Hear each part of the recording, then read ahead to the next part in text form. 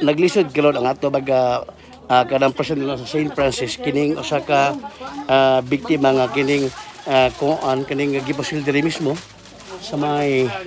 sitio Silangan 1 Barangay Tinago ning ato Dagbay-Sugbo. Mo na situation karon ang kini mga biktima a certain bunso no gipasil patay pasado alas 4 o karong hapon diri sa may sitio Silangan 1 sa Barangay Tinago ning atong Dagbay-Sugbo. Ang biktima naa sa sud sa Panimay o niya mga tungura usman inyo nagigakos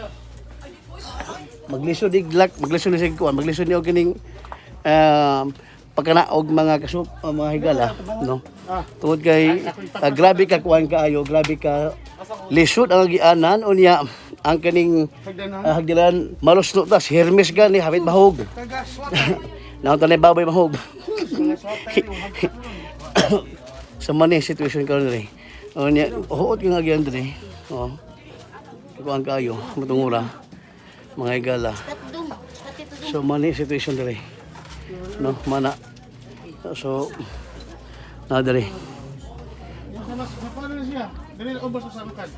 mana ang kuan ang kaning pag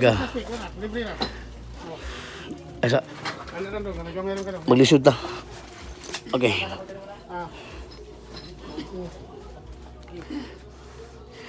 so ang atong pagkuha og kadig video diri mismo sa may sitio Silangan 1 Barangay Tinago ning atong Dagbay-Sugbo. Kalabot na kaning shooting incident karong hapon o pasado alas 4 ng hapon ang biktima gisud sa iyang gipoy panimalay diri sa may sitio Silangan 1 Barangay Tinago no ning atong Dagbay-Sugbo. Naglisod ang atong mga punerya sa pagkuwas patay. Nga naman tungod kay huot kang agianan piot ang agianan o niya ang hagdiran kung di ka mag kaning mahinay basi ka pos mong sunod no